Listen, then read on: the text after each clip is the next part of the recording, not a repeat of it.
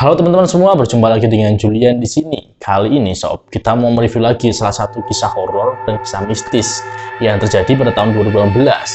Seperti apa kisahnya? Langsung aja kita review sob. Cerita kali ini judulnya adalah Pocong Ririn yang ditulis oleh Twitter Arangga_Arya. Kalian bisa langsung follow ataupun cari Instagramnya. Untuk linknya saya kasih di bawah deskripsi. Oke, langsung aja kita mulai sob untuk ceritanya. Kalian pasti pernah melihat penampakan, entah secara langsung ataupun video. Penampakan itu biasanya ya memang makhluk halus. Lalu, apakah kalian pernah lihat manusia yang masih hidup berubah jadi pocong? Ini benar-benar terjadi, saya saksi hidupnya. Oke, ini berarti si Arangga ini melihat manusia yang berubah jadi pocong secara langsung ya, secara live gitu ya. Oke. Ada baiknya kalian tidak terlalu serius saat membaca ini. Jika merasa bahwa pengalamanku ini sangat menakutkan, anggap saja ini berita bohong dan nggak benar-benar terjadi. Anggap saja ini hanya sebuah cerita dongeng pengantar tidur. Di sini Arya masih muda. Oke, jadi ini ceritanya waktu dia masih muda ya sob. Seperti kata gue tadi di awal, gue mau ceritain pengalaman gue waktu gue jadi tour guide pendakian di Gunung Salak, dimana salah satu orang yang gue kawal saat itu jadi pocong sob. Gue nggak pakai gambar-gambar gitu, emang nggak ada dokumentasinya dan bisa kalian bayangkan sendiri bentuknya. Oke, mungkin pas zaman dulu belum ada ini ya, Instagram, Twitter dan sebagainya, jadi mungkin dan HP pun masih jarang-jarang, jadi dia mungkin nggak ada dokumentasinya pas karena keterbatasan peralatan ya mungkin sob. Oke, kita lanjut. Februari 2008, waktu itu gue masih kelas 2 SMA. Sebetulnya waktu itu sekolah gue lagi siap-siap mau study tour ke Jogja. Sayangnya gue nggak ikut, soalnya gue nggak punya biaya. Waktu itu biaya ke Jogja sekitar 400 sampai 500 ribu sob. Oke, jadi bener kan tadi penangkapanku kalau ini memang tahunnya di tahun-tahun zaman dulu 2008 ya.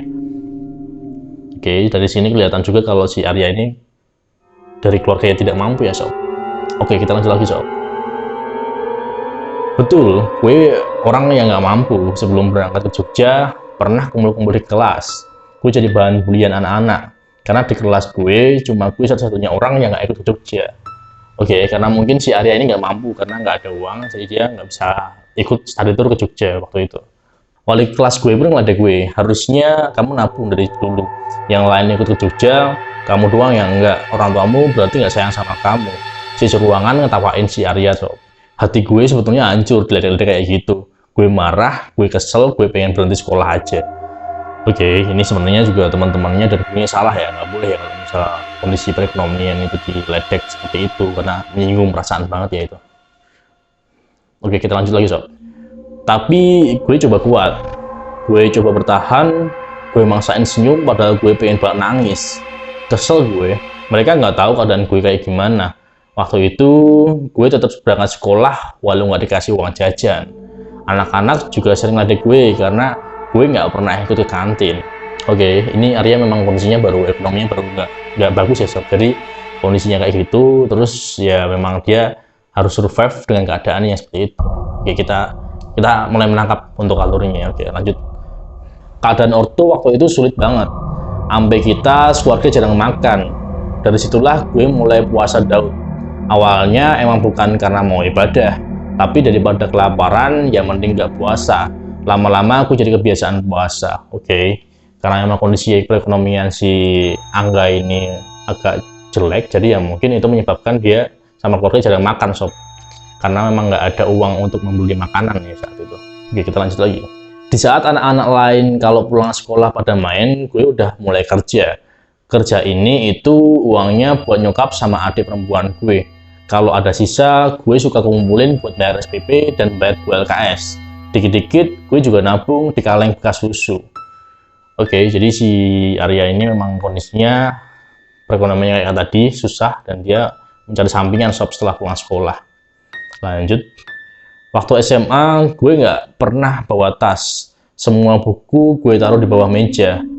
Gue juga cuma punya sepatu satu. Udah rusak juga, sering gue ke sekolah pakai sandal. Kaki gue berban biar ada alasan nggak pakai sepatu. Padahal kaki gue nggak kenapa-napa. Ya betul, itu sepatu gue belum kering dan rusak. Jadi kondisi Arya ini ekonominya baru jelek ya sob. Jadi sepatunya rusak, kalau sepatunya rusak harus dibenahi. Terus kalau sepatunya nggak ada, dia terpaksa pura-pura memperban kakinya biar ke sekolah dia nggak pakai sepatu sob. Oke, lanjut. Waktu SMA gue cari uang dari jualan kantong plastik, koran, ojek payung, jual kembang, kuli panggul, sampai ngumpulin gelas aqua. Semua gue lakuin yang penting dapat uang. Nah, di hari keberangkatan study tour ke Jogja, sekolah kan libur. Gue kerja di pasar. Oke, ini fix Arya berarti nggak ikut ke study tournya. Pas liburan masa study tour, dia memutuskan untuk mencari pekerjaan di pasar.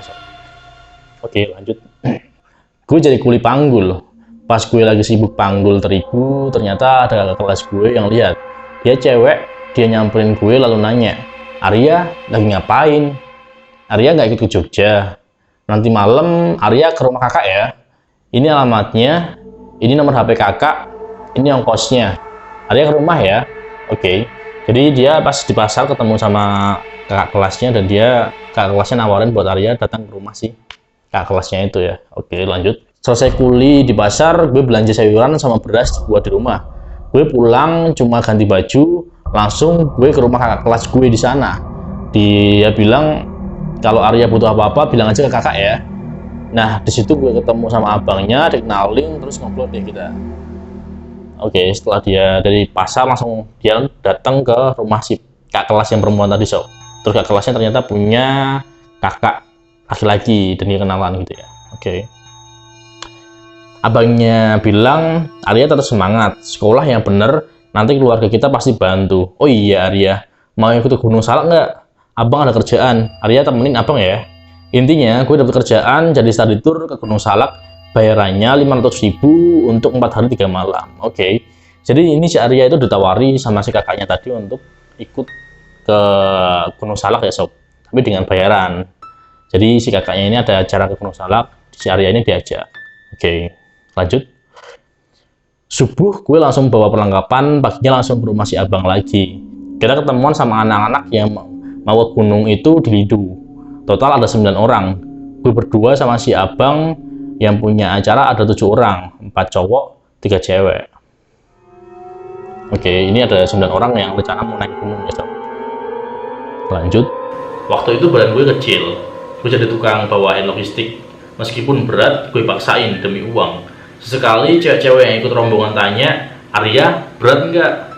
Gue senyum sambil bilang, udah biasa kak, padahal berat banget waktu itu. Oke. Jadi Arya itu memang ditugaskan sama si kakaknya tadi untuk bantuin angkat-angkat ya sob, berarti ini. Oke. Singkat cerita, kita nyampe gunung jam 5 sore. Langsung kita bikin tenda, soalnya udah gelap.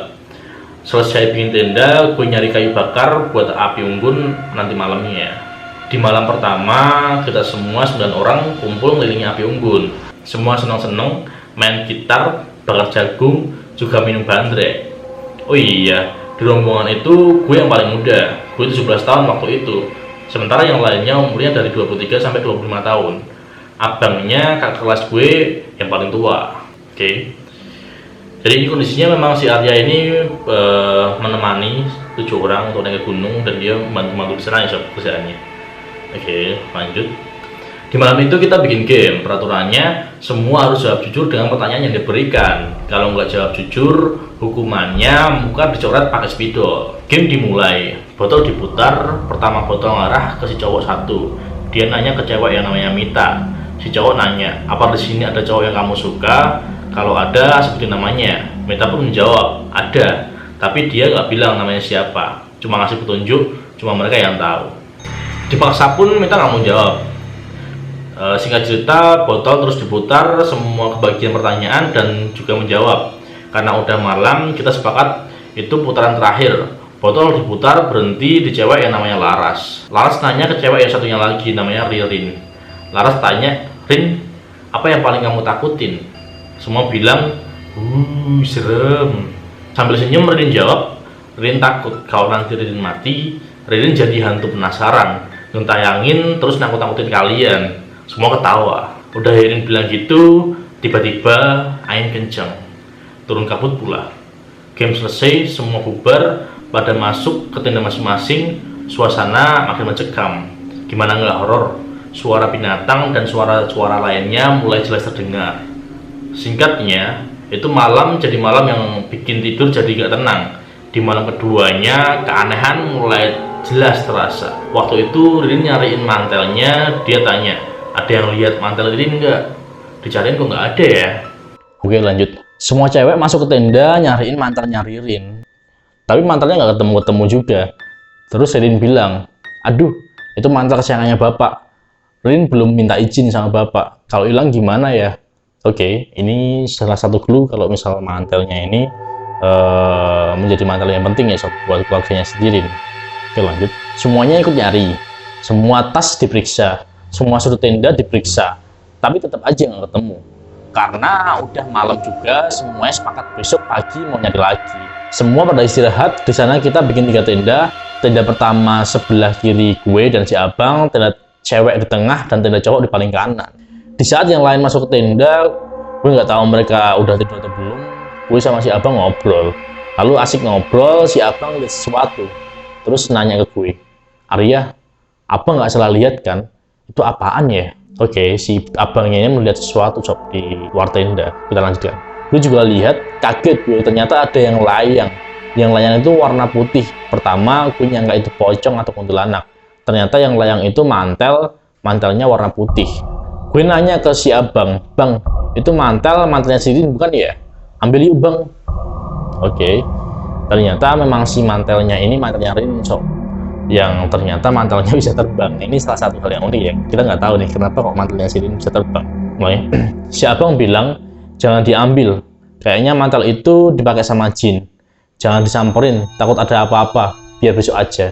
Gue ya udah nurut aja. Orang gue juga takut mau ambil mantel itu. Nah, ini memang cluenya mantelnya itu ada sesuatu hal sob di mantelnya si Ririn. Karena itu bisa terbang dan tanpa ada orang yang mengendalikan. Jadi ada hal yang unik ya di sana. Itu mantel layaknya juga agak lama sob. Gue sama si abang lihat aja terus tapi nggak berani ngambil. Mantel sempat muterin tenda cewek lalu hilang gitu aja.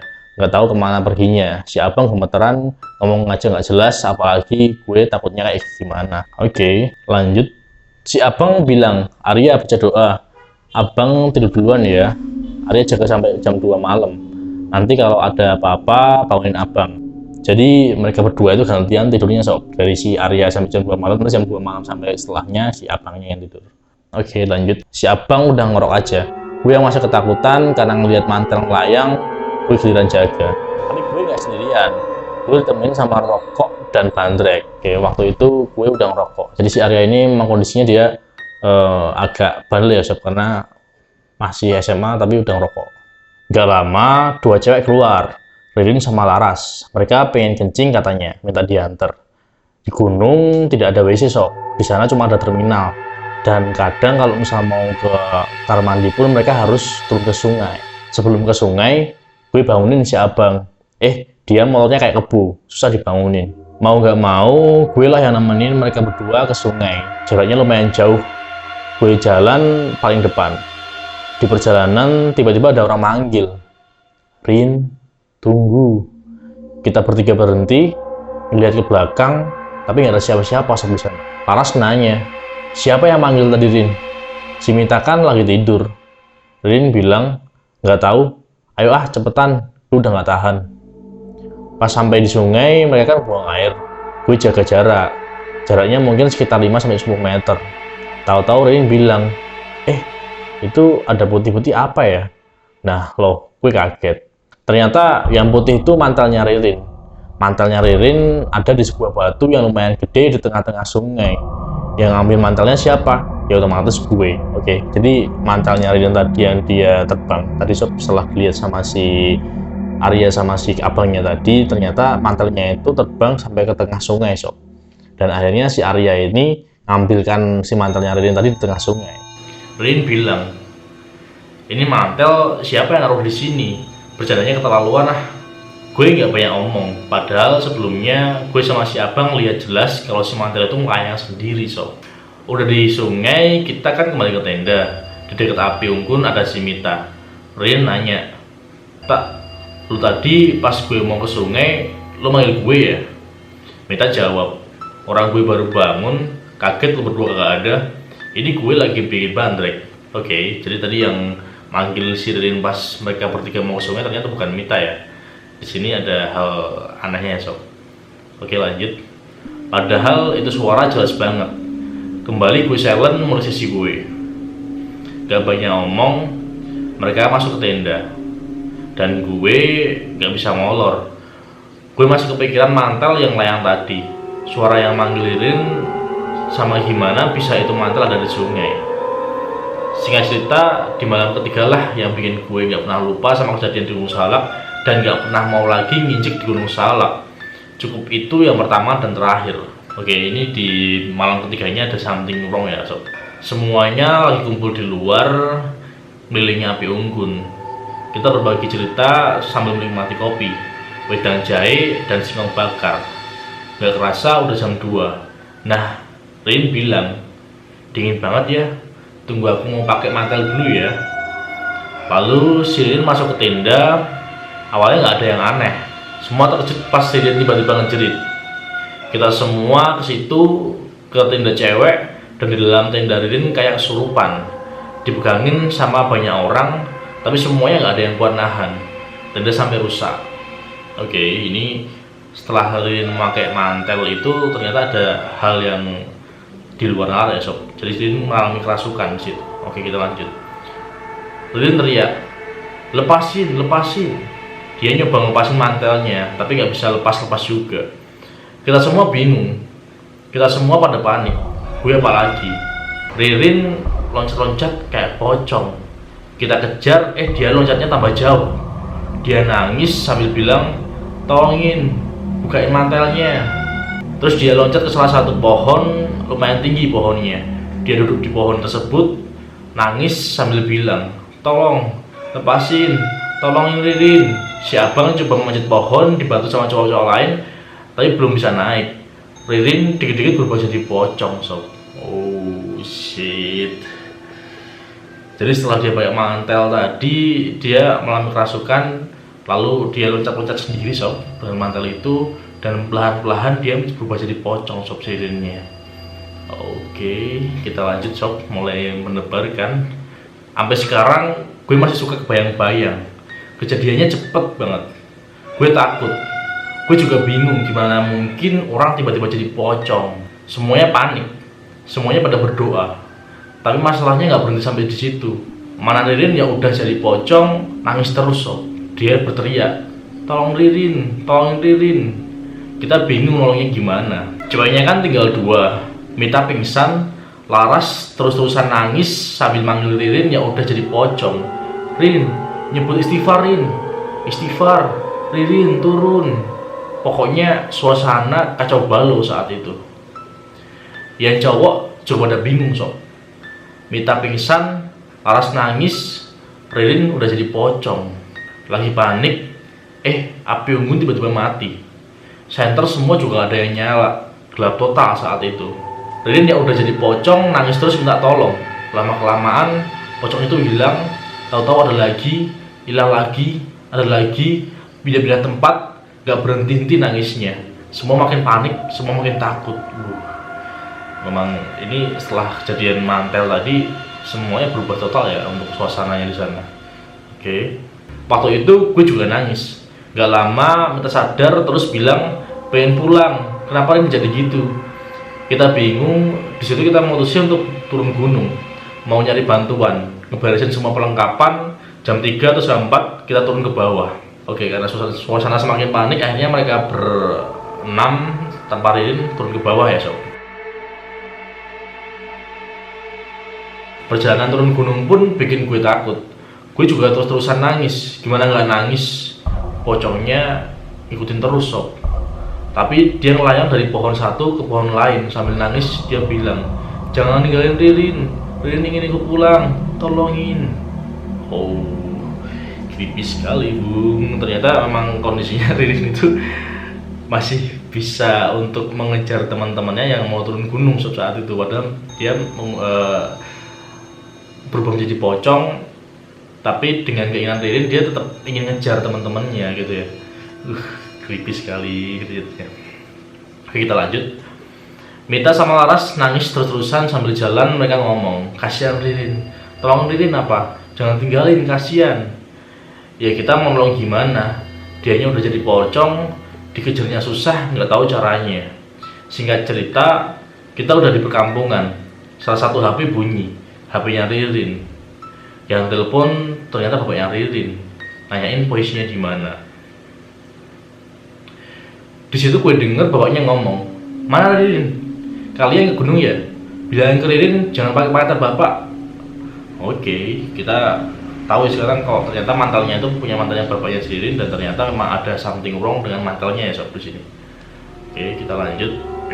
Yang terima teleponnya Laras. Laras bilang, Pak, nggak tahu kenapa Ririn tiba-tiba jadi pocong. Kita nggak tahu nolongnya gimana.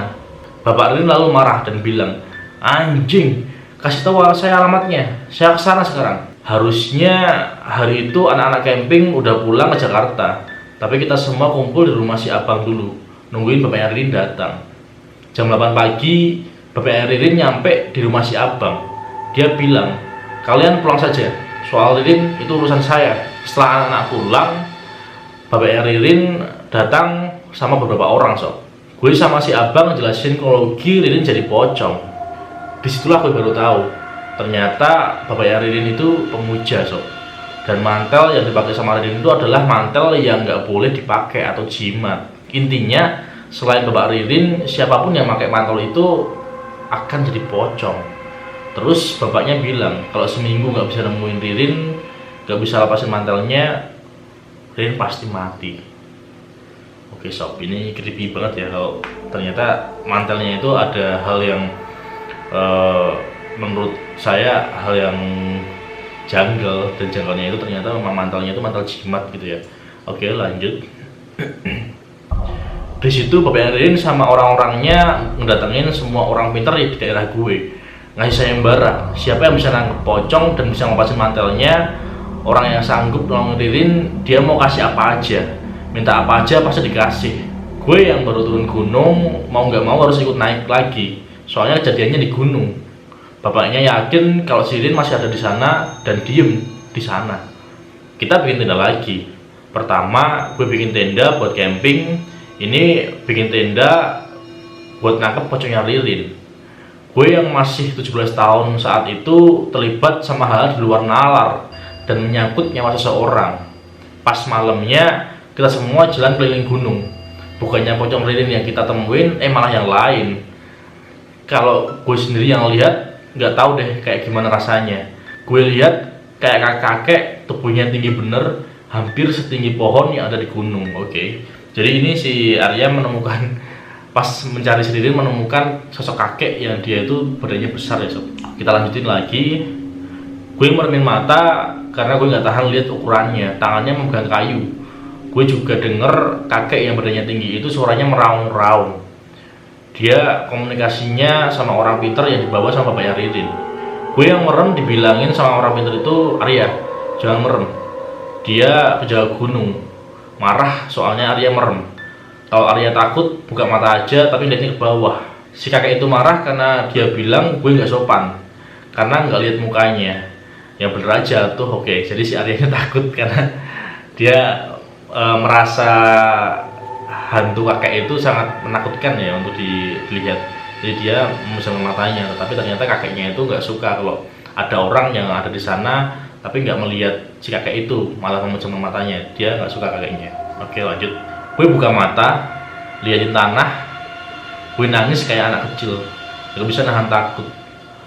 Komunikasi orang pintar sama makhluk penjaga gunungnya agak lama. Udah selesai mereka berkomunikasi, lalu orang pintarnya nangkul gue sambil bilang, udah jangan nangis, udah nggak ada. Saya lupa nutup mata batin Arya. Dari situ rombongan kan kumpul. Gue dengar obrolan dari orang pinter sama bapaknya Ririn, ternyata Ririn diusir, dilemparin sama penjaga gunung tadi sob. Penjaga gunung nggak nerima adanya Ririn di gunung, karena Ririn jadi pocong bukan karena proses kematian. Ririn hidup di dalam dua alam.